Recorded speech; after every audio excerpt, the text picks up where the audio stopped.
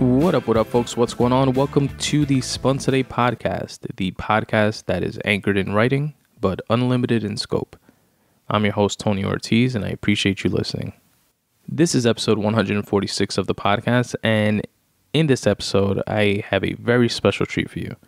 I sit down and chop it up with the one and only Steven Rodriguez, aka Chef Papi. He is the creator of the famous Dominican pizza, which has been featured in many events all over the country and around the world. He's also known for tons of other amazing dishes like his longanisa mac and cheese and a Philly cheesesteak whose cheese pull caught the eye of the popular Instagram page Devour Power, which ultimately landed him at a Food Network event. Listen in so you can hear all about that journey and about his upbringing, his influences, his experiences, and learn about the work ethic that has gotten him to this point and the life lessons he has learned along the way. This was a really fun and insightful episode for me to record, and I am eager to share it with you folks. So I'm going to keep this intro as short as possible, but I'd be remiss if I didn't highlight and mention a few things, a few takeaways from the episode.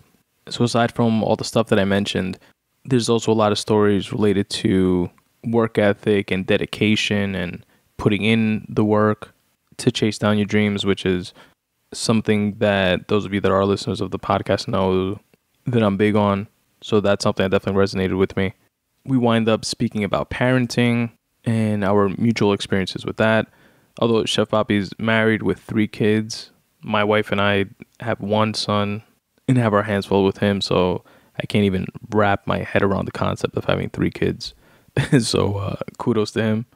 And I also know that in having kids, that's like an extra gear of motivation that you have as a parent. And going after your dreams is that much more important when you have children, especially doing it responsibly, because you want to one day be in a position to allow your kids to be in a position to chase down their dreams, just like our parents put us in a better position that they were in to allow us to do what it is that we want to do. To me, generation after generation, doing less and less of the grueling, I hate my job type of work, and more of, I can't believe I get to do what I love type of work should be the goal. But again, realistically and responsibly. So it's not to say that it's cool to be a 35-year-old with no job that's 5'0" and has aspirations of being in the NBA. There's a very big difference between that and responsibly providing for your family while you also put in the extra work that it takes to go after your dreams. Another important takeaway for me that we speak about is some of Chef Papi's successes as well as his failures, which I think is key and very important to hear because you don't have the successes without the failures. It's good and important to have the balls to shoot your shot, but also be ready to not score every single time. We touch on the type of mentality that some folks have, which is that of wanting instant gratification and believing in overnight successes and thinking that people that you see that are successful around you, you just see the success part, but not all the years of hard work and failures that come before that success. There's also towards the very end of the episode, an amazing story that Chef Papi shares with us. It's a story that I think is so good, so inspirational, so touching, so motivating that I want to tell you guys about it right now and spoil it, but I won't. So stick to the end so you guys can hear that. And then I'll reflect on it a bit in the outro. And lastly, before we get into the interview, not really interview, it's a conversation, it's a free-flowing conversation.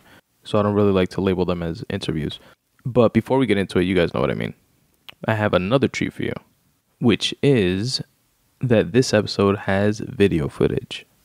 You can find footage of the video on the Spun Today YouTube channel, which I will link to in the episode notes. And I hope you guys enjoy. Now, there's good news and bad news about the video footage. The good news is that it exists. And you guys can check it out.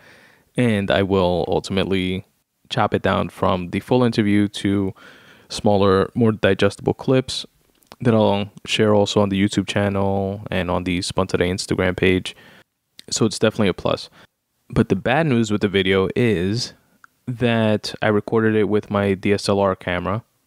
And when recording video with the DSLR camera, it records in half-hour intervals, which means that every half hour, you're supposed to pause and reset the camera and start recording again for another half hour. But instead of stopping at the half hour mark, since I was so into the conversation, which I guess is ultimately a good thing, I didn't pause until about the 45 minute mark. So although you will be able to hear the entire interview, there's about a 15-minute chunk in the middle that does not have the video footage. So that's definitely my bad. But as a way to make amends with you, the folks that will be checking out the video, instead of giving you a blank screen within that 15-minute window, I dropped in some pictures of us during the interview, as well as a bunch of photos of some of Chef Papi's signature dishes, like the Dominican pizza and Dominican sushi, mofongo de camarone, and a bunch of other good stuff. So it's not a bad trade-off, right? And last but not least, I want to give a very special shout out and thank you to Aura, which hosted this episode of the Spun Today podcast. Stephen and Elaine, I appreciate you guys very much for that. Elo, thanks for opening up and sticking around and allowing us to record. And without further ado, folks, here is a very quick way that you can help support the show if you so choose, and then we'll be jumping right into the interview. I hope you guys enjoy it. You know that feeling that you get on a Monday when you're sad because the weekend is over and you have nothing to look forward to except for lunch? Have no fear, the Midday Monday Boost Letter is here. And you might be thinking, what is the Midday Monday Boost Letter? Sounds like a mouthful. And it is, but it's also more than that. I put together this absolutely free newsletter that I email to all my subscribers every Monday at noon to spread a little joy and happiness. If you choose to subscribe, all you have to do is go to spuntoday.com/subscribe and drop in your email address. And what you'll get is 5 things. You'll get a photo of the week, which who doesn't like looking at dope pictures?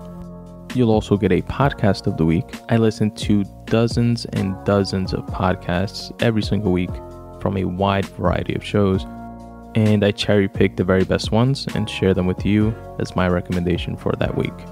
Also in the Midday Monday Boost Letter, you will find a video of the week, which could be anything from a cool online recipe that I found, to a rap battle, to a TED Talk, or a dope interview. I also share a quote of the week, a little food for thought, as well as a word of the week for my fellow wordsmiths out there. Again, this is all absolutely free, and you can get my newsletter by going to spuntoday.com/subscribe, drop in your email address, and you will get the very next one. All right, folks, we have a treat today on the Spun Today podcast. Chef Steven Rodriguez, a.k.a. Chef Papi, a.k.a. the creator, designer of the delicious, famous Dominican pizza, which I want to get into, by the way, the origins of a little bit later. But first off, just want to say thank you. Appreciate you doing this. I'm happy to be here, man. I can talk, so Nice. I'm in my waters. Awesome. So, like I was telling you before, I wanted to have you on primarily because, like, I follow you on Instagram. I've had your food a bunch of times. I go, delicious, home run every time. Thank you. And something that I could tell from, at least from the outside looking in, I can see, like, the passion that you put into, like, what you do. And, like, there's, like, creativity to it also. Like, I like mac and cheese, and I know there's a specific video, the, like, longaniza mac and cheese. Yeah. Every time I see that video, bro, I'm like, ay, coño. Like, my mouth waters. Like, it's awesome. And, like, I appreciate that type of passion. Like, whenever somebody puts passion into anything that it is that they're into, like, it, like, draws me to that. And that's why I wanted to have you on, hear a little bit about your story, how you got started, what got you into cooking, like, your influences, like, the whole nine. Wow.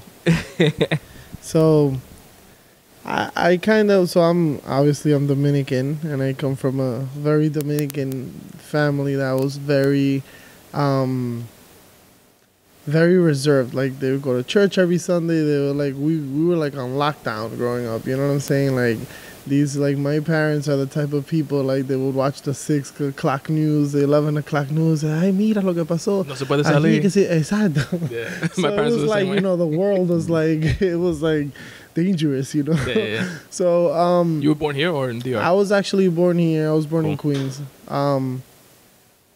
But I'm like very Dominican. Like, you know, I would go to DR like every year as a kid, Yeah. like summer vacation.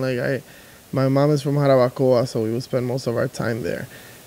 And Where's your pops from, if you don't mind me asking? he's from un campo de San Jose de la Mata. Like, Oh, okay. he's just like really, they're just really, you know, that real. They're like not city people. Yeah, You know yeah. what I'm saying? That's So how my mom's from Bonao, a campo from Bonao. My father's from Campo de Moca. So yeah, I'm with you on that. So our people, you know, they come from a very special place, which is very beautiful. The best memories of my childhood is literally just spending time in Jarabacoa, and you know, we would visit my grandmother,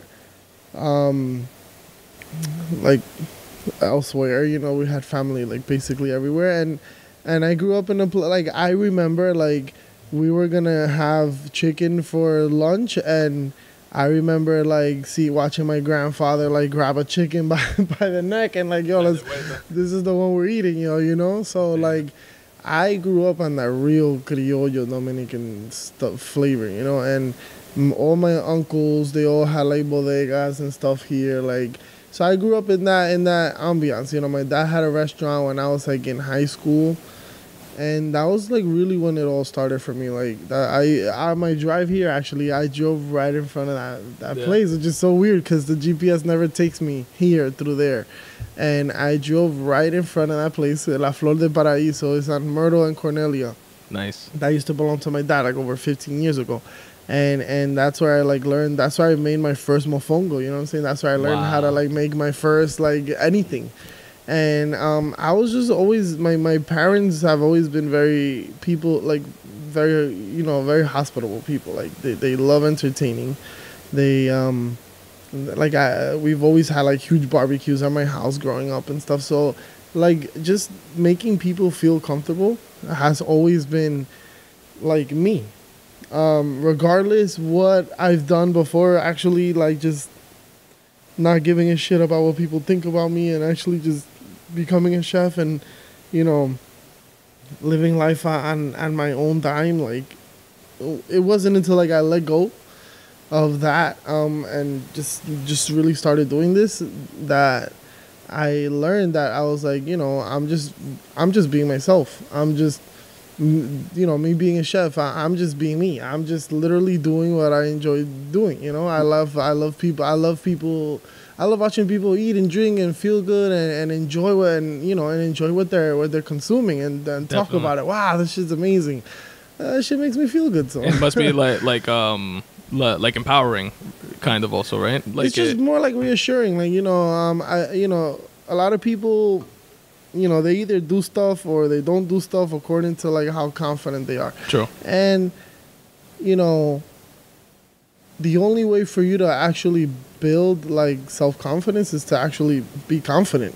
True. You know, and letting go of whatever fear it is that you have to just execute something, no matter how many times you fuck it up. Like, the best things that I do, I've learned by like, By failing a lot. Exactly. So I mean, it's the only way to actually become confident in something is to actually just go through the process. You know, people are afraid of the process. Absolutely. You know, this is everywhere you go, you hear things, people saying things like, "Oh, come to this seminar and you'll just be flipping houses in Like 2 overnight. weeks." Yeah. Like, and you become a millionaire. Like, people are like, "Oh yeah," and they do that, and they Yeah. go and they spend their money, and you know, there are people out there who are doing amazing things, and you know, but there are a lot of scammers out there. Absolutely. You know, and there's probably people- more scammers than of anything course, and the system is all like flooded with people who are just looking for a quick dollar, Yeah. and They don't think about longevity, and they don't think about being happy, doing what True. they do. So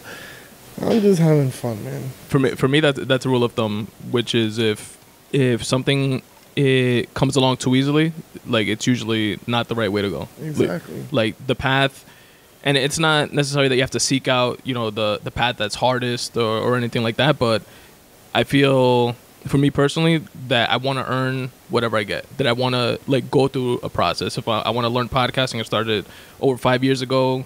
Yeah, figured out all nooks and crannies and been doing it consistently ever since.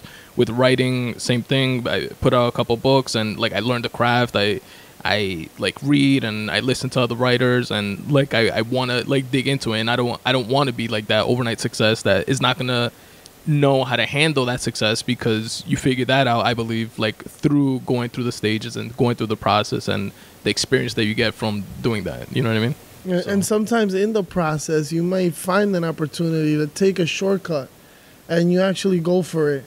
And whatever outcome comes out of that, it's still a lesson. Whether it worked out for you or Exactly. it didn't, and you're like, oh, that came back and it stabbed me in the back or whatever. Like a lesson That's of what not part to of the do or what process. to do. Exactly. That's just you actually, moving forward. I don't believe in quitting. I have 3 kids, and the one thing that I'm huge on is just like, no, like when they're like going through one of their like little tantrums that they can't figure something out, and then I'm like, you gotta stick to it. You gotta relax. Yeah. Look at it. No, I'm not just gonna do it. Look, you figure it out.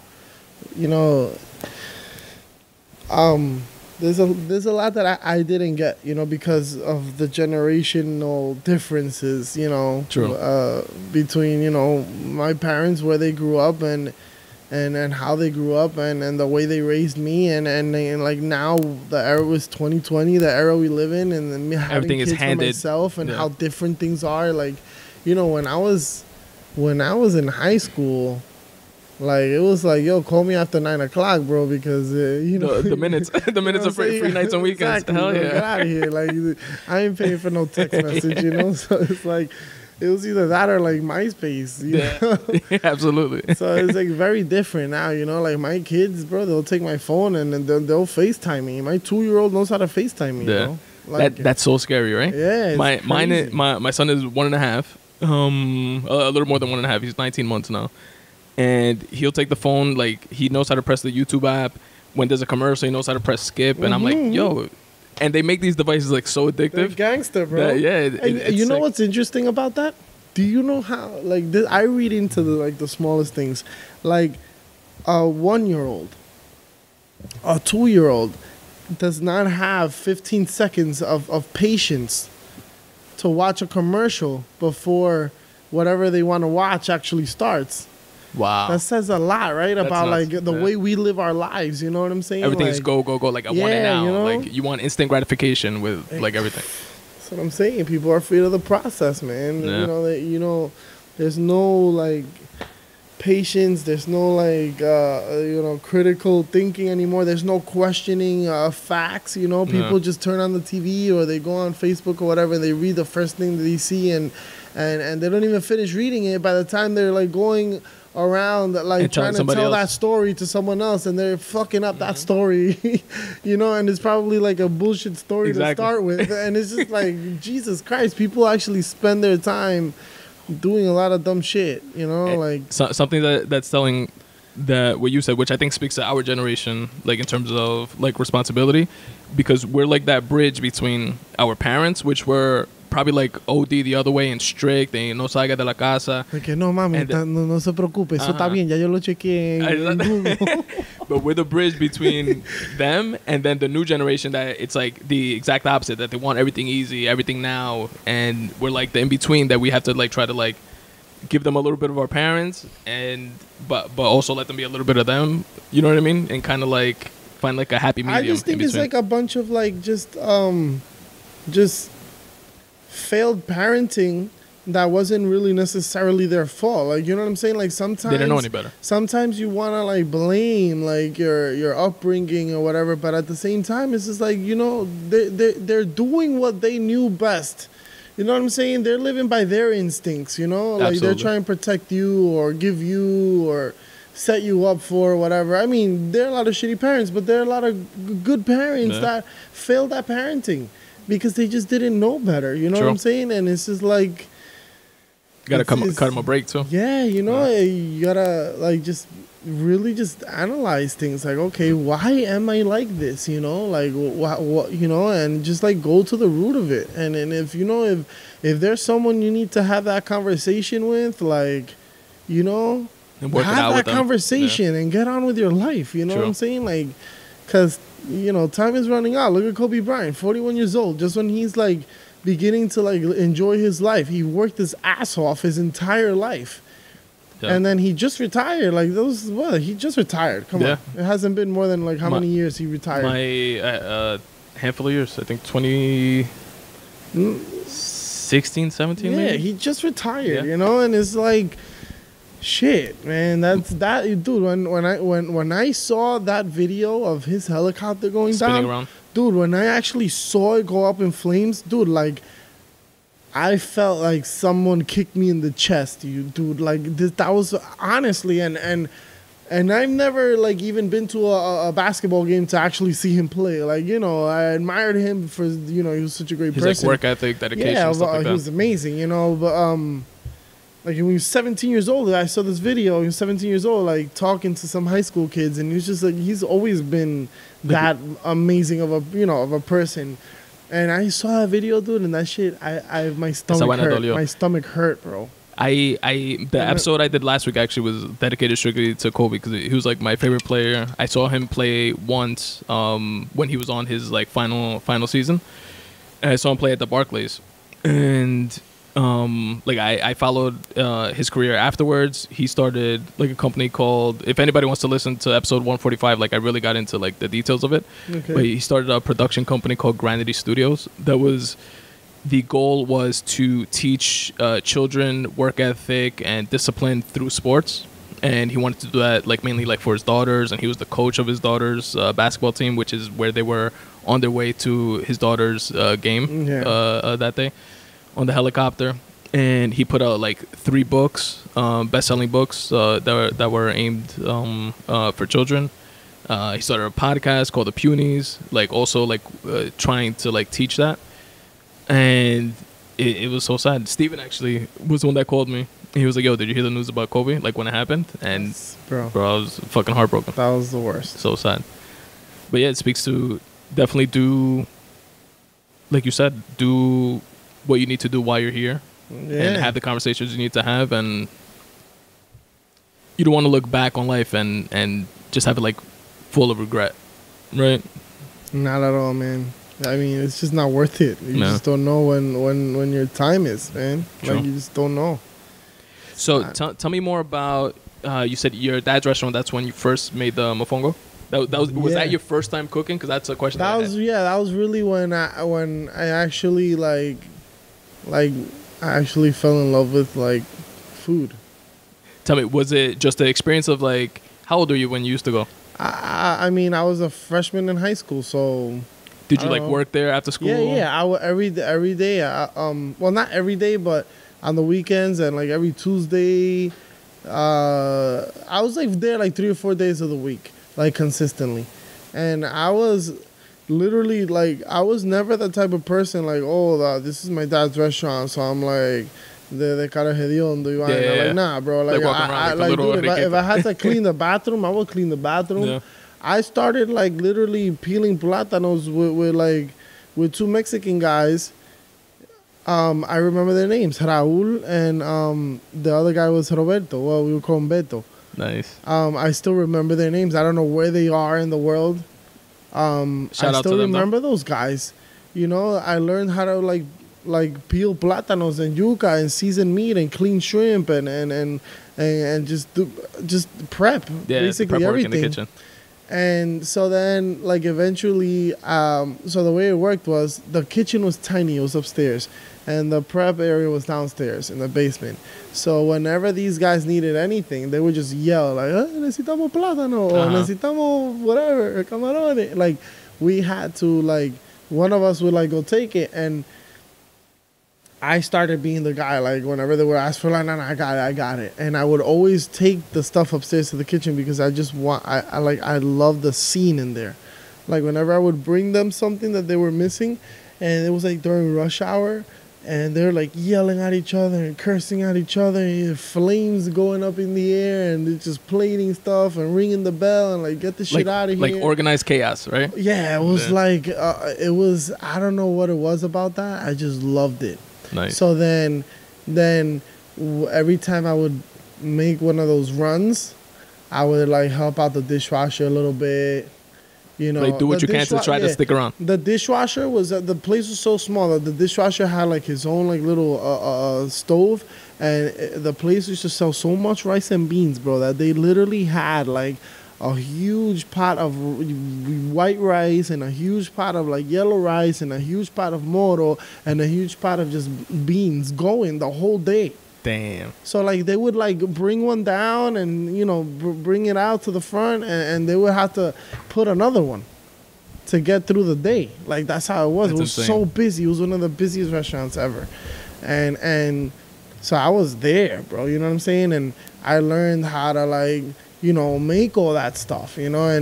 And he also was, like, he had the little, I don't know what you call that, we call it salamancra, but it's like this little grill. You know when the Chinese people put the barbecue ribs and just a flame on top. Yeah. So he had to also like control a that broiler. The space was so small. Like, he was just literally, like, they would just give him the hot plates with the fish or the steak or whatever that was going in there, and he would pop it in there and just watch it and give it to them at the temperature they needed it. Like, so he was washing dishes, making all the rice and beans, and doing that. So, like multitasking, you know, like a motherfucker. yeah. So I was, like, you know, helping him out, and then eventually I moved, like, a little to the left, and there was the grill, and I, like, learned how to just grill all types of steaks and stuff. And then I moved a little, like, to the left, and I was, like, working on the line, like, actually, like, sauteing shit, and, you know, I just loved it, man. That's awesome. And I was, like, young. I was really young, and so you know, it was always something I really enjoyed. That's awesome. And tell me so you mentioned the mofongo before. Is that, like, one of your, like, go-to things or favorite things to make, or is it just, like, you remember, like, that being specifically, like, something that you just did, like, from scratch? No, I'm just, like, remember specifically that I was, like, literally, like, if you want to go to the root, like, that was where, like, I learned how to, like, peel a plátano. That's how I learned how to make tostones, how to, like what is a mofongo, like, how, you know, how, what ingredients does it go with, like, how do you smash it, why, you know, like, just the why of, like, all these things. Like, wow, this is cool. I didn't know that you had to go through this much trouble to prepare a meal, you know? Sure. Yeah. That there was, like, so much detail underlying it. Yeah, and there was, like, so many people behind it. Like, you know, you sit down at a restaurant and you order something and you have no idea, like someone had to go pick this up somewhere, deliver it to you. You know, someone had to receive it. Someone had to store it properly. Someone had to clean it. They had to season it. They had to give it a little love. They had to put it away. You know, like, when you order, you know, they have to do it right. The sauce has to be right. Like, all the prep that goes into it. Everything. There's so much to, like, you know, a chicken wing coming to your table as an appetizer that you know, it's amazing.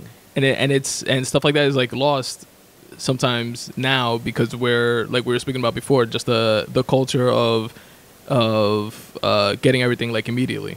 You know what I mean? And we don't, like, think about all those steps, like, beforehand that it takes for something for a dish to be, like, in front of you like that. Yeah, no, it's a lot to it, you know. And I mean, it doesn't really end there. Where'd you go from there? Like, what were your next steps from there, like, in terms of, like, your trajectory to, like, being a chef? So then after high school, I was actually, so like I said, I grew up in a family where it was, like, very reserved and stuff. So I tried to do everything that I possibly could just to get out of the house and do shit, you know? So I was actually, like, really into music. And I was, like, a bachatero, bro, like, at a very young age. Like, at that age, like, also, like, working, like, at the restaurant and whatever. Like, I was out, like, playing parties, like, little gigs and stuff. Nice, like, that's awesome. Like, all these little Dominican clubs. Like, you know, I was a Queens boy, so we were all over the place, you know. Do you remember Sidetracks or Amasura? Yeah, of course. Like places like that? Loco, nosotros vimos con todos esos sitios. Jubilee. Yeah. Forget about it, loco. A couple of my boys back in the day, they were into my boy Peter. He used to play guira in a band. My boy Noel used to play segunda. I was like, I never got into it, like in terms of like playing an instrument, but I would like go like to support them to like all their gigs and stuff like that. Yeah, those are the best parties, man. You know, because that was like the era of like I would do that. Sacrament, yeah, the Blessed Sacrament parties. My aunt, that's by Etna and like Chestnut around there. Yeah. My aunt used to live like up the block from there. So I was really into that. I was really into that scene, and like I did that for a very long time. Then like because my parents were very religious, like I would go to church every Sunday. I started playing in the Centro in the Bronx. I don't know if you ever heard of the Centro Carismático in the Bronx. They used to do the young people retreats and stuff. So I did the music ministry there for like a year or two. So I was always like into music and stuff. And was that tough, by the way? Like being into like you mentioning how your parents were like strict and stuff like that, being into music or being into cooking, is that something that they were like, hey, no, not cooking. That's not cooking, because they just saw that as just like that's hard work, you know. Okay. So like, but the music thing, yeah, like growing up, and the music thing was like always like, muchacho está soñando, I know futuro y vaina, and it was yeah, just like so like, you know, that thinking, you know, that is just like I'm totally against, because that's bullshit. True. Because I know for a fact that if I just like only did music, I would seriously be doing something real. True. Like even if I'm like, let's say just doing sound for someone or actually playing in like Romeo's band or something, I would still be enjoying my life like the same way that I'm absolutely enjoying it now. And you'd be like in that world. I would be doing what I love. You know what I'm saying? And that's the thing. That goes first. And if that goes for everyone, and no matter what situation they're like that goes first. Like whatever it is that they're into. If you're not happy, you can't make anyone else happy. That's it. That's the bottom line. True. I don't care who you are or what you like. That's if you have nothing to give, you can't give anyone shit. True. You know? And it's important to know too, like there's not only like the front man of the band or like even the rest of the band. There's sound, there's engineers, mixers, a lot of people behind the scenes, the boom holding, you know, people holding the mics and the marketing, and you know there's a machine behind every single band, every single anything that anybody's into music wise, or you know in any industry, movies are the same way. There's like hundreds of people, hundreds of different jobs that people could be into. And you know, it's just not what you see. And those are the things that people they just don't really care for. Yeah. Like, and sometimes they don't know. Like, who sits to watch all the credits after a movie is over? And there's a shitload. And even if you actually try to read it, most of them go so fast that you can't really like catch everyone. Yeah. Before your brain is able to process, like, you know what I'm saying? You're not sitting there like jotting these names down and like looking these people up to see who they are. And like what does second grip mean? Like what is that? Yeah, you know what I mean? But that's like a career. And I'm sure that without that person, that movie would not. You know what I'm saying? Exactly. Like, so that's very interesting to me. Like I go deep with a lot of shit because. And you find stuff like that out by, like we were saying before, like going through the process. Like you won't know what that job is unless you like try to be the front man of the band and find out that, you know, maybe that's not your thing, but then you find out that maybe you're not that good. And that's the thing. It's either like I feel like our generation grew up with either two things. They either thought they were like fucking F9 on some shit and like they just. No, you're not, and that hurt their ego so bad that they just stop right there. Yeah, that they just fucking no upward spiral. Just that's it. They just continue to live their life like a very mediocre life, and or it's either that or the people who just like had those parents who were just like embrace your kids' creativeness or their craziness. Like, ¿cuánta gente no se han pegado, loco, en Instagram haciendo video, like, you know, just being clowns, bro, like, and it's changed their life. The fucking Dominican pizza changed my life. It literally changed my life. Like, I wasn't doing what I was doing a year ago, and now it's all because of a fucking plátano. But I've been peeling plátanos for the past 15 years. It started when you were, like, in high school. Exactly. With the two Mexican dudes. This is what people think. Like they just like, oh, like this, you know, he's lucky. Like, bro, I only have 32,000 followers on Instagram. That's nothing. That's nothing. That's a lot. To me, that's, you know what I mean? But I know what you mean. Nothing in the scale of like who do I look up to? Who you know, like, relatively speaking, who's really doing this yeah. shit? You know what I'm saying? Like, dude, like, I still gotta pay my bills, and I still think about it every time I spend money, and, you know, I do shit, because it's like, yo, dude, I'm raising a family, you know, like, I have to make the right decisions, the correct investments. Absolutely. Like, with my it's time, not you know like just saying? about you. Like, yeah, the so people it's like, you're responsible for. Of course, you know, and so on the big scale, you know, of things, it's like, you know, I ain't shit, and I have the humility to understand that, but because I know what I want and I know where I'm going, you know. Yeah. And I'm also very confident in that, and I'm a person that believes that if you believe that you are meant to be, you know, in a certain place, or you know, you can, or a certain type of person, or that you can accomplish something, that you can actually do it.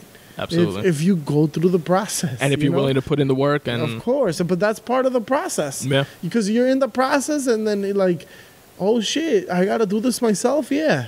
You got to do it yourself. So if you do it, then you get to the other side, and then you continue the process, and you keep encountering these issues and these problems, and which is all just part of the growth and understanding. And it's like the people who are at the top, they're at the top because they've been through the process. No shortcuts, man. Like, and if you're not willing to put in that work, then it's not for you. Yes, and a lot of people have... That weeds a lot of people out. A lot of people have grown up rich and had all these opportunities and have been given things, and they have destroyed them because they haven't gone through the process. It's not about what you have. True. It's about what you're willing to do. And the only thing that determines what you're actually going to get out of bed for is like how you feel inside. You know what I'm saying? Absolutely. It's everything. Are you motivated or not? Absolutely. There's speaking to that, there's a quote that I really like about somebody in that situation that's like born rich, or that has everything handed to them, which is people like that are born on third base, and they think that they hit a triple. You know what I mean? So they have that like everything that comes with hitting a triple, that's but powerful. They didn't earn it. You know what I mean? Exactly. So I definitely want to get to the Dominican pizza, but take me from... So from high school, I was really into music. I did that for a while, and my dad had that restaurant for, I want to say maybe like 8 years or so, and maybe I was like in my early 20s. He sold it, and he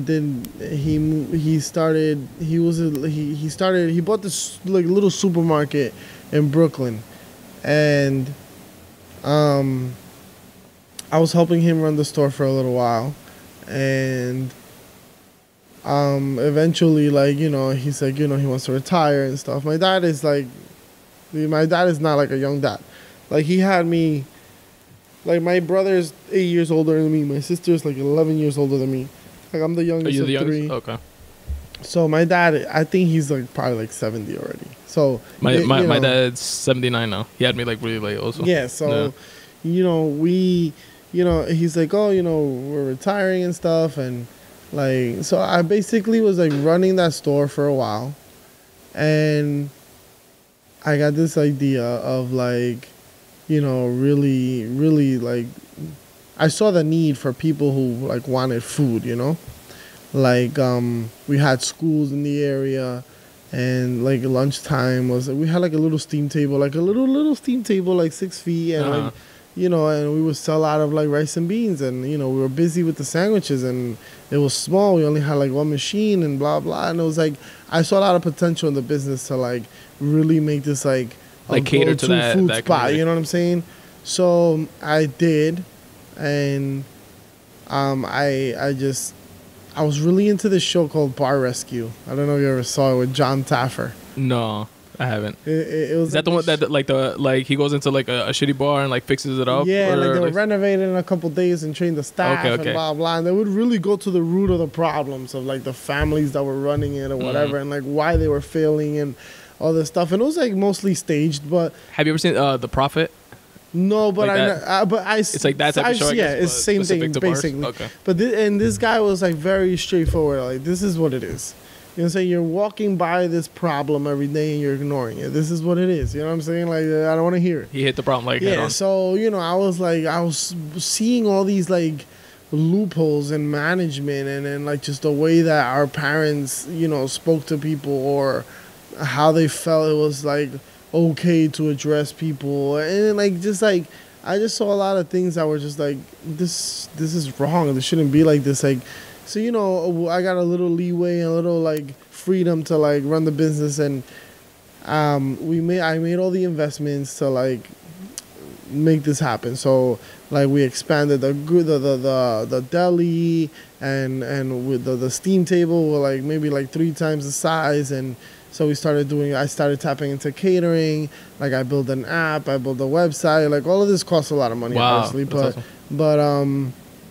I built an app, I built a website. Like I got on Uber Eats, I got on Grubhub, and like I was just catering to the people that I saw that were actually started coming in the store, and you like, saw a need and you wanted to give the solution. People would ask like if we had like juice, like fresh juices and like salads and stuff, and I'm like, no, but we will.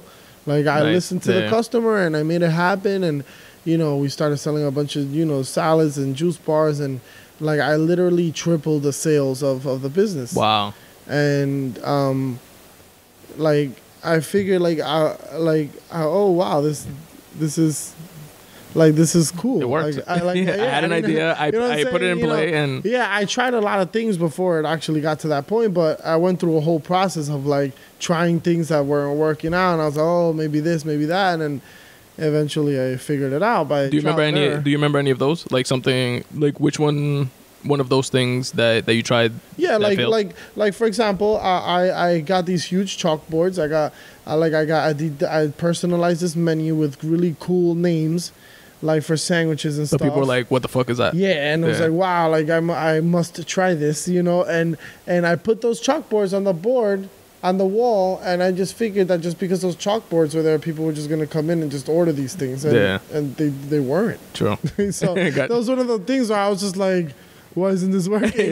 Like, you learn from it, and then all right, that didn't work. Let me try this. Yeah, so it was like one of the simple things that a lot of people just like they would try something and and it wouldn't work, and they'll just call it a day. And like I was just never having that shit. Like, okay, this didn't work. Something has to work. True. Because if people go to Dunkin' Donuts every day and grab coffee, and no offense to anyone or Dunkin' Donuts, I just don't like their coffee. Like, I think it's trash. Yeah. So it's like, why would I spend fucking $3 on something that I just don't like? I would rather spend $3.50 and go somewhere else, or spend 75 cents. Get the cart coffee and get that. Nah, bro, but son, those ox stores be having the coffee sometimes. You know what I'm saying? Or even those little Dominican stores in the Bronx for 75 cents or $1, you get the best coffee you've ever had.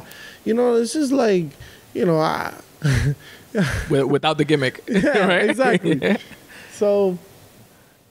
And, the app and like that thing, do you still have that going on? I don't. I was basically, the way that it was all organic. Like I just saw the need for what people wanted, and I delivered it to them, and I proved to myself that I was capable of more.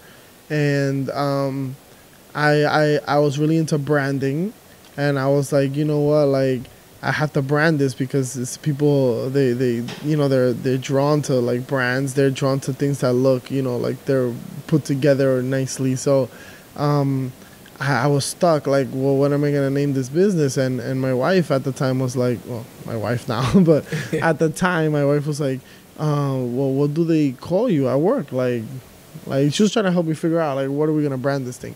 And I was like, they call me Papi, like, and the reason why it was because we're like in East New York. It was like most of our customers were black and Dominican. All the black was like, hey, Papi. So that's what they called us. All black people call us the mommy and Papi. Yeah. Good morning, mommy. Like, what's up, Papi? Yo, don't put too much mayo on my sandwich. Is that the origins of Chef Papi? Yes, well, exactly. So I was like, oh, that's the name. So she's like, that's it right there. So called it Papi's Grill.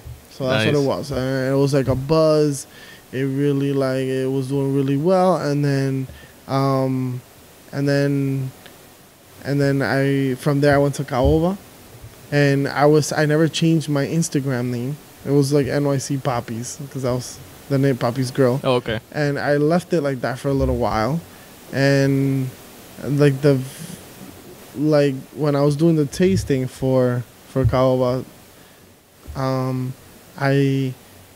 I had this dish that I had been working on for a while, which is a Dominican pizza. And actually, the first like run was actually like a huge pie. Like it was like a large pie. Like a large pie. Yeah. Yeah, like you could grab 8 huge ass slices out of it. And I just thought it was very like unattractive, and like it wasn't practical. It wasn't crunchy. Yeah, it was more like a mango flavor, and I didn't like it, and I just kept modifying it. And when I did their tasting, I was literally up the night before the entire night, just like perfecting everything that they were gonna have, because it was pretty much like the way I wound up there was I heard that they were selling the place, and it turned out to be a complete rumor. But I met Steven, the owner, and we hit it off, and I told him about all my plans for the business, like what I would do if it were mine, and he was like, "Yo, let's why don't you just take over the kitchen and we'll see where it takes us." You know what I'm saying? Like, let's build this relationship. And you know, at the time I was like, okay, like I didn't see anything wrong with that. I was like, okay, let me take the summer off. We'll start like in the fall, September, whatever, or, you know. And I did this tasting for them. I was up the whole night before, just, you know, perfecting everything. And I came up with this dish that I had been modifying it like the whole summer. And it was like an instant hit. Like everyone that tried it was like, yo, this is, off the hook. I think you got something. I can absolutely vouch for it. And actually, funny story, before I actually opened the menu at Caoba, I had one of like my mentors like come in, Chef Kelvin. I don't know if you've heard of him. I have. I actually saw him on.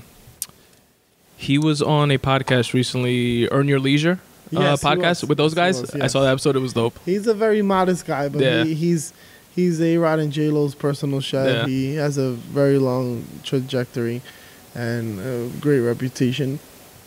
And this guy, he was a mutual friend of one of my wife's family members. And I was like telling her like, yo, this guy, he's like, I love this guy. She's like, yo, I went to high school with that dude. Yeah. Like, I'm gonna go take him over. I was like, yeah, okay, whatever. And yo, they showed up there one day. Wow. And he tried, and I made the pizza for him, and he was like, yo, you really have something here. That's awesome. And that meant like so much to me. I can imagine, bro. That's like so validating. You know, right before, probably 2 weeks before I actually started like at Caoba, you know, he gave me that little reassurance that I needed. And that meant a lot to me. Because that's a big step, too, in and of itself, right? Like, you going from what you're doing before to, like, taking over a kitchen. It was 2 different worlds. Yeah. It was more, like, my thing was, like, catering, and I would cook in, like, large quantities, and it was, like, a lot of, like the lunch masses. Food. And, yeah, exactly. It was, like, a quick lunch spot. Like, yeah, we had really cool signature dishes and the cheesiest, amazing things and shit. But, like, you know, it was different because everything was just like an a la carte menu. So I really had to like just like compress all my ideas, and the flavors that I knew and the things that I was like used to working with, and just bringing them to like a more presentable life. And you know, we had a great year. We had a great year at Caoba. Absolutely, it was.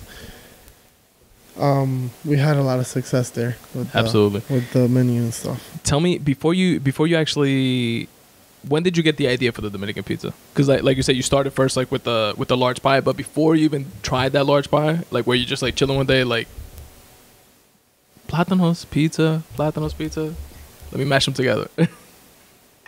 Yeah, actually, I was just bored of the fact that like we were only making mofongos. Gotcha. With plátanos, and I felt like that we could make more cooler shapes out of this thing and make it. It's like a versatile because food, I right? I saw the how attracted people were to the food porn on Instagram. Like people would go nuts over cheese and shit that was like, you know, put together in a funny looking way, you know. Yeah, So I was like, no, we gotta do more with this. And I started doing those little mofonguito cups, which obviously wasn't something that new, but you know, the names that we gave our dishes were very hilarious. Like one day I was basically testing recipes, and one of the employees comes into the kitchen. He's like, "¿Y esa vaina qué?" and I was like, "That's it. That's the name, la vainita." Nice. And I was like, that became one of the dishes that like really put me on board. Like, and what was that? La vainita? Like, What was it? It was like these little mofonguito cups, like and we made them with steak or shrimp or chicken, but they were like really cheesy, and they had like this like really good, like with the sauces that we put on them, like were made from scratch, and they were just delicious. And you know, people were just like, "Wow, this is amazing!" And it was like that thing, you know. Nice. And then from there, just like, you know, the pizza, it came out of like all these trials and errors of like, we gotta put plátanos on the map. You know what I'm saying? Like, when I go on Instagram, how come I don't really see like why Dominicans aren't really like on the map like that? You know, like with like, you know, why not? Like, why isn't there a Latin Food Network yet? You know, like there's so much, and I know someone who's like working on that, and I don't want to say much, but like you have all my support. Like, but why isn't that? You know what? Like, come on, bro. Like, why we not there yet? You know, we should be there yet. You know what I mean? We should be there already. And because Latin food is amazing, bro. Absolutely. Like, dude, Cuban food and Peruvian food and Colombian food and Mexican food and so many Dominican food. Yo, like, bro, we have good food. So many different flavors that are all like amazing. Yes. You know, like we should be more. You know, we should really. We gotta eat. Like, it should be like more of a staple. So, yeah, let's represent ourselves. You know, more. You know. So hold that thought. One second. All right, so we're back with a nice little refill. Cheers. Cheers to you. Thank you, sir. So the vainitas. So from that, and the dude in Kawa saying, "¿Qué es esa vaina?" No, that was actually at Papi's grill. Oh, okay. Where they were born, and you know how we gave it that name, and they would like put us on the map, and you know, I just started exploring more. It gave me like the sandwiches we made were just amazing. Like, I made these amazing Philly cheesesteak sandwiches, like this freaking amazing cheese sauce that got me to the Food Network. So really, yeah, it did. So tell me what that was like. I was like really paying attention to what was going on with food on Instagram, and I started working with one of my favorite foodie pages, Devour Power. They were coming to my spot, and they were trying my food, and they were like, "This is amazing. It's very Instagram worthy. It's very attractive," and you know, they really gave me like that social presence, because they shouted me out a few times, and people started just coming to and you know, that's when I discovered like, wow, like you know. Instagram, like, influencer marketing really works, and I was really like blown away by that, and I was just really like becoming more comfortable with being myself. True. And which is key. I went from like 600 followers to like maybe like 15,000 followers like in a year. Wow. And then like in another, and that was just like on the back of that. Yeah, that was just me doing like these crazy looking sandwiches and stuff like that. And then once I started at Caoba, when I was at Caoba, I was probably like at around 13,000, and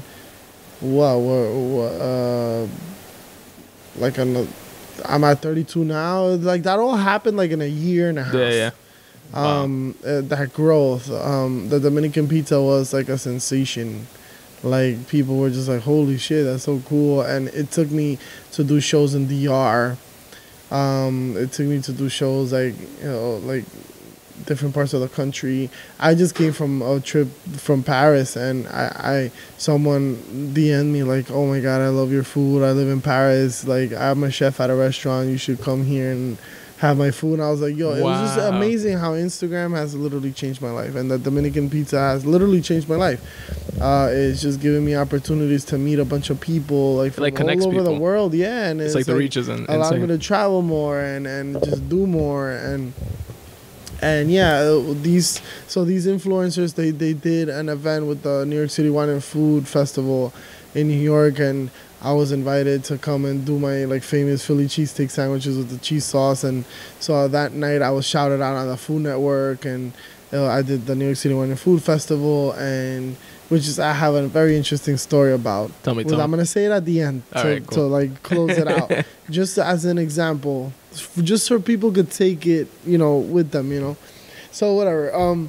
So I went and so that cheese sauce really like put me on the map as well. So it's been like the vainitas and the cheese sauce and the Dominican pizza and the mac and cheese, and it's just always doing things that just like appeal to the eye, but it's also very delicious, and infused also with that Dominican like culture. Yes, exactly, and just always trying to just stay true to my roots and stuff. And so yeah, these dishes have really like changed my life because I wasn't able to host private dinners in people's homes like I do now, like almost regularly. Before then, like Sure. I was always like the type of person like, oh, have my in-laws in and make them a nice paella or something. And now I'm doing this shit like all the time. Like people call me, I do private dinners for them. I go to their house and they celebrate party, whatever, all types of parties. And, we do groups of 10, 15, 20 people, and we just like do like a nice 10-course dinner and just like, that's awesome. And we get to know each other and we drink and we have fun, and it's like I love my life. I love what I do. And if folks actually want to reach out to you like for that, how do they do that? I'm in the process of building a website now, just personalized for like Chef Papi and all the things all the services that I do. But no, right now everything is really just like Instagram and DMs, Chef Papi NYC. It's at Chef Papi NYC? Yeah, at Chef Papi _ NYC on Instagram. And it's just like really like right now I do apologize beforehand. I have over 100 DMs in my request folder. I can imagine you just can't keep up with like all the requests. I have hundreds of DMs. I have hundreds of DMs, and every day I tackle 20, 30, 40, 50 DMs, and then the next day I have another 100 on top of that. Damn. So it's like it's hard to keep up. It's hard to manage, but yeah, right now I do have my email on my bio, so okay. And I also work with an agency called Urban Latin Media. I have their contact information on my bio as well, and you can book me through them. They help me book events because it's too much to handle for me. Gotcha. So they handle like all the logistics? Yeah, so they keep a calendar for me, and then we do really cool events with them as well. They represent a lot of really cool people. I love them. Check them out. They have a lot of cool services, everything from like, design to logos to merch to everything. They do it all. They're like all one-stop shop. Yeah. Awesome. So yeah, it's just like going through the process has put me in situations where I've met people who have just given me a little push or given me a little reassurance as to that, like, what I'm actually doing is the right thing, Yeah. And, so it's encouraging, validating. Yeah, 100%. And I'm sure you network, it opens doors, you meet other people, 100%. And it provides opportunities. That's amazing. So I'll tell you my story about my first, like, I want to say, like, real event. Like, I've had tons of events and tons of catering and weddings and you name it before this day. But, I'm like, holy shit, this is the Food Network. This is New York City Wine and Food Festival. Like, this is Fifth Avenue next to the Louis Vuitton store. Like, like... This is big. Like, I'm a city boy. I love New York City. Like, there's something about the skyline that just, like, it just turns me on. I love New York, bro. Like, New York just drives me. There's no place like it. No. So I had a 3-man team that day. And but how'd you get there? Real quick, like I like that to get the Devour. What was it? Devour Power. They were these influencers on foodie influencers on Instagram. So they were going to the store. They had an event. They had a New York City Wine and Food Festival event, and with the guy with that show, Man vs. Food, and they invited me to be one of the featured chefs there, and I was fucking blown away by that. And that just came from you doing the Philly cheesesteaks at the store. Just nice. Like they just enjoyed my food. They're like, yo, you need to be there, and I'm so grateful for them and for that opportunity. And so this show, that day, the show started like at probably like 8 p.m. I had to be there by like 6:37 to set up, and I worked that day at Caoba. I opened lunch. Damn. I left early, but I opened lunch, and like I was cutting it really close. I was playing with fire, and I was trying to like do all my orders and also like prep a few things that I needed for the show for that day. I should have taken the day off, but yeah, I was about to say that. Failed at that, yeah. So I'm running super late, and my team is running later than I am. So we were a 3-man team, and I was the one that was gonna get there first, and I was in my van with all the equipment and all the food and all the prepped food. And this was the second time that I met Chef Kelvin. The second time. This is the second time. Mind you, this guy, I've like looked up to him and worshipped him for the shit he does and his charisma and everything for like a long time before I even thought about being on Instagram. And this is the second time I met him. He calls me and he's like, "Yo, Chef, what's up, man? I'm here. I you know, because I had invited him to the show. I was like, "Hey, I'm gonna do the New York City Wine and Food, so you should drop by." And he was like, he calls me. He's like, "Dude, I'm here," and I'm like stuck on the Midtown Tunnel or something, like stupid traffic. Damn. And I'm like running like an hour late. Yeah, I'm the real Dominican. And I'm running super late, and I'm just like, dude, I'm really nervous. I'm running really late. My team is running even more behind than I am. I don't know how I'm just gonna even bring this shit in. Like this is Fifth Avenue. Like this is like it was at the Tommy Hilfiger store on Fifth Avenue. Damn. So like there's no standing zone. Like I'm just like completely like at this point like I'm just shitting my pants. Like I don't know what's going on. I changed in the car that day. Like I was literally like in traffic changing my pants. Yeah, while I was in traffic. And he's like, "Chef, don't worry about it. Look, I'm having a drink across the street. Call me when you're 5 minutes away." I called him when I was 5 minutes away. He's like, "Don't worry, Chef. We're here. We're out in front waiting for you." I said, "Who?" I said, "What?" I'm confused. I pull up in front of the store. This guy's outside with like 30 people, like 30 volunteers, like people who are like running the show, like running the actual show, people who are actually working, part of the event, doing shit. And he like pulled them from their tasks, and they're like, "Yo, one of our chefs is here," and he's like, "Yeah, needs our help." Dude, he had literally, I pulled up in front of the store, and he had enough people outside to take everything I had in my van. My van was completely loaded inside to my spot, and he's like, "Chef, relax, breathe, take it easy. This is your apron, this is your package, this is where you're gonna be." Like he had like checked in for me. Wow. He's like, "Give me your keys, I'm gonna go park your car." That is this so is the second time I met him. The first time I met him, he came to Caoba to try the pizza. The second time I met him, he's at one of my most important shows ever, like at the very, very beginning of my career. That's insane, man. Saying, that's dude, so dope. Dude, just go relax. I'm gonna park your car. He goes, he parks my car. He comes back, and we had a power issue. We couldn't get started, and he was like fucking busting people around, like, "Yo, we have a power issue. Like, what's going on? Like, this show's about to start. Like, we're not ready to." Like, I mean, he moved us around. Like, he held us down. He like made it happen. My team finally showed up, and we had like a line over 100 people the entire night. And we got shouted out on the Food Network that day. They posted us saying like we were the main attraction at the New York City Food. Wow. And it was all thanks to him, because he was literally like at the foot of our table. I was so busy just making sandwiches, bro, and making the cheese sauce, and people were just surrounding us, taking pictures of the cheese pull. And I couldn't like even talk to people, like, and he was just the whole time like, "Yeah, this is my man Steven, whatever, boo boo, Chef Papi, what, Caoba, blah blah." Like he was just like really like he was like championed your cause. That's insane, yo. Shout out to Chef Kelvin, yo. No fucking reason to do that. No fucking reason to do that.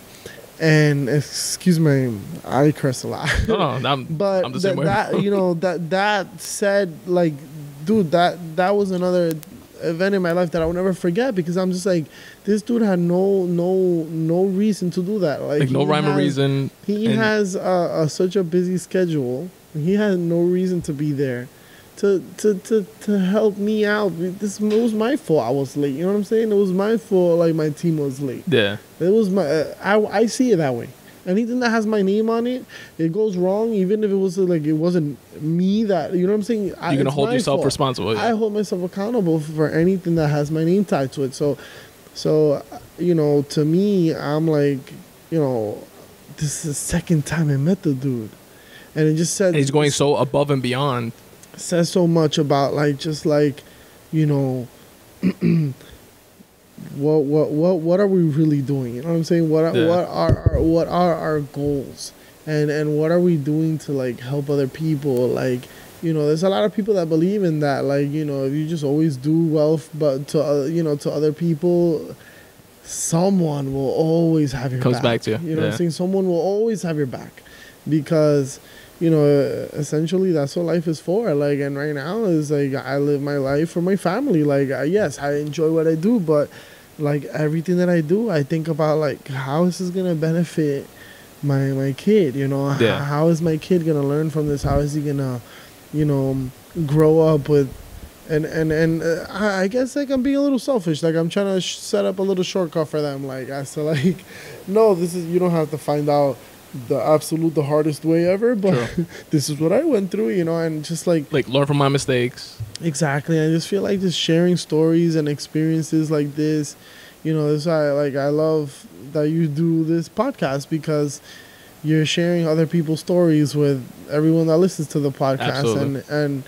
And that's an amazing thing, because stories are reassuring, and processes are reassuring, and experiences are reassuring, and that's all we really need. We just need a little reassurance, you know. We just need to build a little confidence to get over whatever it is that we're dealing with, whatever shit we grew up with, whatever insecurities we have. Fulanito did to us or said to us. Like, dude, that it's like we can't keep using this as an excuse to not, you know, get into action. To not move forward, not follow our dreams. Let's move, yo. Absolutely. Let's just move, you know. Damn, that's such a dope story, man. I appreciate you sharing that with us. Thank you, man. And shout out to Chef Calvin. Absolutely, man. I'm not riding your dick at all. Folks, check out that episode. I'll actually link to it in the episode notes that Chef Calvin was on. I think I spoke about it in a previous podcast, if I'm not mistaken, but just in case I didn't, it was on the Earn Your Leisure podcast, and it was a dope episode, and you guys should definitely check it out. And Chef Papi, I appreciate you, man. Thank you very much for doing this. Man. This was a lot of fun. If you want to, one last thing that which I think you touched on already, but that I want to ask you is if you have, like, any advice or words of encouragement, I guess, for, like, an upcoming chef or cook or anything like that, if you want to share it. Which honestly I feel like this entire podcast has been. You know what I mean? Like, people just knowing your story is that. But any last words? No, I mean, it doesn't necessarily just have to be a chef. You know, I just want just everyone in general, like, just let go. That's it. It's like the only way you can truly be happy, discover, you know, that gut feeling that you're feeling, whether it's, like, the right thing for you or not, is to exercise it, you know. It's just like, let go. There's something that you're tied to that's not allowing you to let go. To move forward. Let go of that shit. Like, and you know what it is. No one can help you. No one can do the work for you. You can have, like, how many books don't exist? How many podcasts don't exist? Like, there's just all the information is there. It's right in front of you. The formula is given to you, literally. But you gotta do the work. True. And it's like, whatever it is that's holding you back from doing the work, figure out what that is, and let go of that. Cut it off. And be prepared. Like, the world is not perfect. Be prepared to be completely fucking ruined. Take your losses, take your lumps. Or at least be prepared to know that people just want to shit on you just because they have their own insecurities that they haven't like let go of, and they're projecting it onto you. Yes, like, dude, the best things that I do are because I was yelled at. I was scared into fucking making it right, you know. I was embarrassed into making it right. I was hurt into making it right, you know. And that's all part of the process, and you don't get that. You don't get that in a book. You know, you could get that in a story. You could hear my story all you want. It's never going to do anything for you until you start making your own story, you know? Absolutely. Well said. Chef. I said, thank you, brother. Thank you. A pleasure. Appreciate you. Pleasure. And that's the interview, folks. What you guys think? I hope you guys had as good a time listening to it as we did recording it. And tell me, how dope was that Chef Kelvin story? My first impression when hearing it was that it was an example of a good dude paying it forward. Like, someone in his life or career probably lended a helping hand to him in a time of need, and this was his way of paying that back. I don't know if that's true. Obviously, that was just like the impression that I got initially when hearing the story. And it's just so dope that somebody would go out of the way to do something like that for someone that is relatively unknown to them at that point.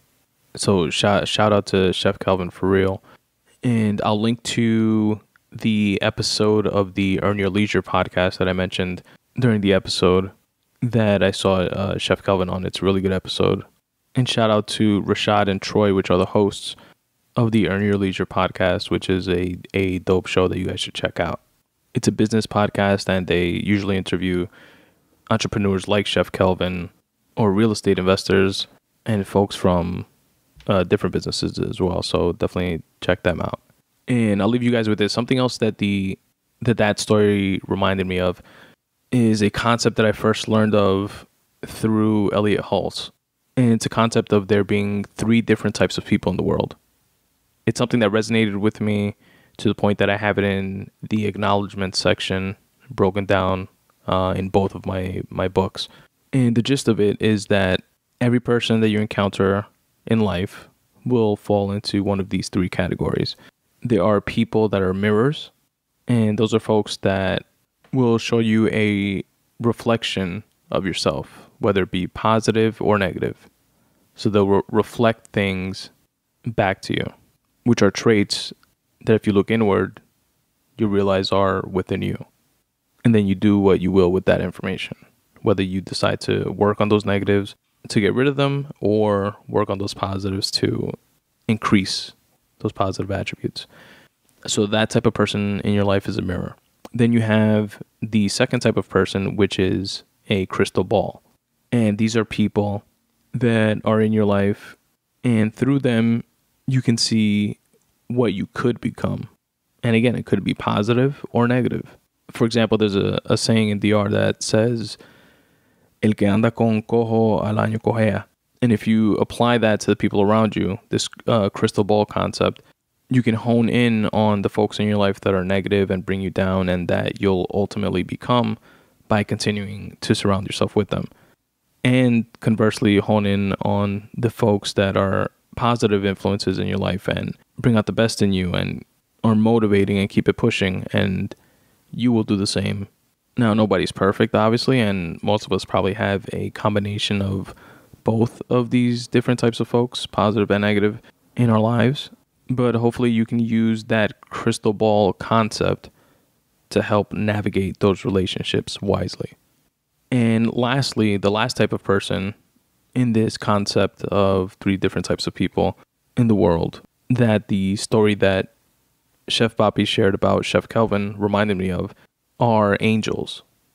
And these are folks that come into your life for an undetermined amount of time, whether it's like a long-term relationship or just a fleeting conversation that you have in passing with someone that happens to give you some like dope direction or advice. But in the time that these angels are in your life, they do something incredible for you. And that could be anything from being your doctor and putting you on a medication that saves your life, or someone that gives you the green light at a job interview that changes the trajectory of your life, or it could be a spouse, a sibling, or as I think was the case here, an angel can be someone that literally shows up to a pivotal event in your life, hands you your apron, parks your van, and champions your cause for the evening. And that's why I thought that was an amazing story and one of my favorite takeaways from this episode. Chef Papi, I want to say thank you once again for doing this. I hope you enjoyed it as much as I did, and you have an open invitation to the podcast. We definitely have to run it back again sometime in the future. And thanks again to Stephen and Elaine for hosting us at Aura. And thank you folks for listening to episode 146 of the podcast.